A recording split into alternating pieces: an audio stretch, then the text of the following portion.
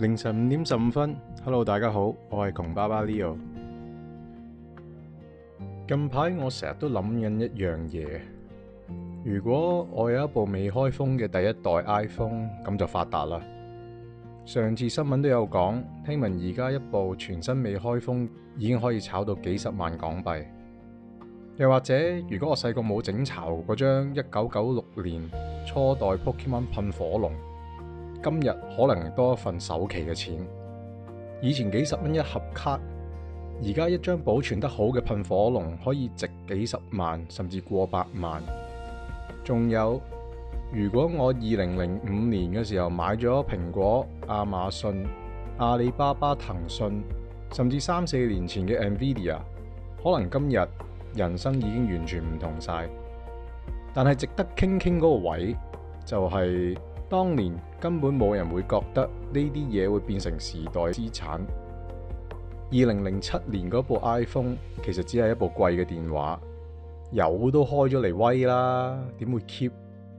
Pokemon 卡又係只係小朋友玩嘅玩具，嗰陣時日日喺啲文具鋪度飛嚟飛去。Nvidia 以前好多人只係覺得咪打機 graphic 卡嗰間公司咯，最多你咪揾嚟掘 crypto。但係問題嚟啦，其實有幾多人當年真係留意到呢？大部分人都只會係結果出現咗之後，先突然覺得哇，原來咁值錢。但真正有價值嘅嘢，一開始通常都睇落好普通，唔起眼，甚至有少少傻。著名藝術家梵高嗰啲作品啊，都係佢死咗之後先值錢啫嘛。如果人人一早知道佢哋值錢啊，就唔會再有早期呢回事啦。就好似 NBA 咁 ，Jordan 之後有好多人會講唔會再有下一個 Jordan 噶啦。之後出現 Kobe， 神之後最似神嘅人。到 Kobe retire 之後，又有人話冇人接佢火棒啦。跟住就到 LeBron， 咁佢就見仁見智啦。不過始終都係一代強人。到而家，大家又開始望住嗰個法國仔 Wemby。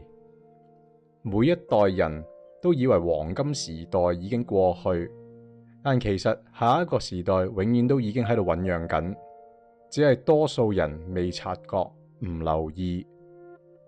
最近有統計指出，呢個世界日日都有大約1900人變成百萬富翁，係每日啊，仲要係用美金為單位嘅百萬富翁。有人靠科技，有人靠投資，有人靠自製個人品牌，可以係 YouTube， 可以係玩出入口，可以係自己一個興趣，可以係 crypto。 你可以羨慕，你可以葡萄，但係點都好，你諗下，係每日1900人，佢哋只係做緊一件事，就係將自己見到有價值嘅嘢 capitalize 之後放大。 capitalize on what they see before others do。 所以有時我會覺得，與其不停埋怨呢個世界，埋怨經濟，埋怨自己錯過咗咩，不如停一停，望下身邊，因為機會其實從來冇消失過，只不過佢好多時唔會包裝到好似機會咁俾你見到。